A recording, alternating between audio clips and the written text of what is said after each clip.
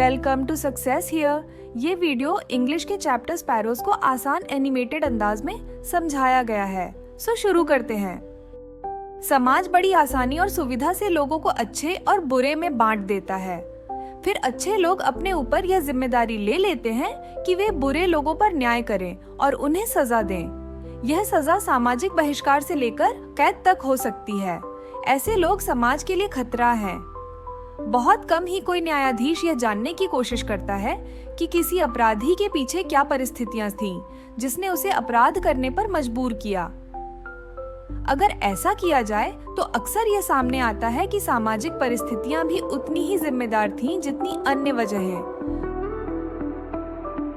सूरज गांव के पश्चिमी छोर पर फैले आम के बाग के पीछे डूब रहा था जब रहीम खान खेतों से लौट रहा था।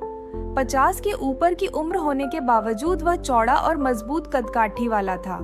अपने कंधे पर हल और 2 बैलों को हाँकता हुआ वह गांव की मुख्य गली से ऐसे गुजरा जैसे बाकी सब उसके लिए कोई मायने नहीं रखते। जैसे ही वह चौपाल के पास पहुंचा, जहां दर्जन भर किसान शाम की हुक्का गपशप में मशगूल थे, वहां की हंसी ठिठोली दबकर फुसफुसाहट में बदल गई। उसके गुजरने के बाद ही जब उसके भारी कदमों की आहट भी गायब हो गई, कल्लू ने हुक्का दूसरे को पकड़ाते हुए कहा, लो, गया वो पत्थर दिल शैतान। दिन ब दिन और भी बुरा होता जा रहा है। कल ही तो उसने रामू के बच्चे को पीट डाला क्योंकि उसने उसके बैल पर कंकर फेंक दिया था। जमींदार रामनाथ ने रहीम खान की क्रूरता के और किस्से जोड़ दिए। अरे, परसों तो उसने मेरी घोड़ी को मार ही डाला था क्योंकि वह उसके खेत में घुस गई थी। हालांकि उसने यह नहीं बताया कि यह सब उसके शरारती बेटों की साजिश थी। हरे राम, ऐसा निर्दयी आदमी मैंने आज तक नहीं देखा। उसे न बच्चों पर दया है, न ही बेजुबान जानवरों पर। इसमें हैरानी क्या कि उसके अपने बेटे भी घर छोड़कर चले गए। रहीम खान का घर गांव से थोड़ा दूर अकेला था, जैसे वह खुद लोगों से अलग रहता हो। घर पहुंचकर उसने बैलों को बांधा ही था कि एक बुजुर्ग औरत आई। भाई रहीम खान। क्या है? वह तेज आवाज में बोला। महिला हिचकिचाते हुए बोली, आपकी बीवी भाग गई? उसने ताने से बात पूरी कर दी। नहीं भाई, बस अपने भाई के घर नूरपुर गई है, कुछ दिन में लौट आएगी। औरत ने जल्दी जल्दी सफाई दी।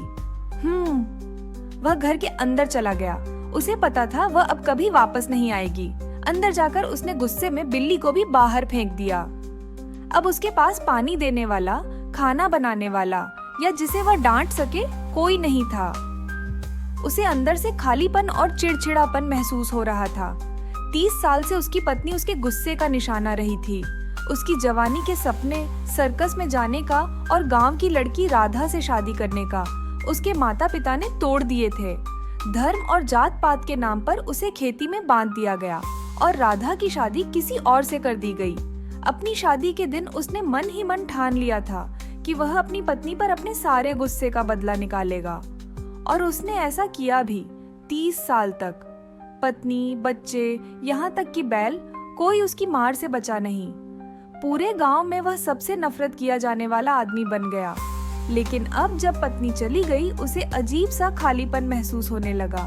अगले दिन वह घर साफ कर रहा था, तभी उसकी नजर छत में बने एक चिड़ियों के घोंसले पर पड़ी। पहले तो उसने उसे तोड़ने का सोचा, लेकिन फिर रुक गया। अंदर 2 छोटे छोटे बच्चे चिड़िया के पड़े थे और उनके माँ बाप उसके चेहरे के पास उड़ते हुए चिल्ला रहे थे। यह नजारा उसे अच्छा लगा। उसने घोंसला वहीं रहने दिया। धीरे धीरे वह रोज शाम को बैठकर उन चिड़ियों को देखने लगा। उसने उनके बच्चों के नाम अपने खोए हुए बेटों के नाम पर रख दिए, नूरू और बुंदू। गांव वाले हैरान थे कि अब वह बैलों को भी नहीं मार रहा था।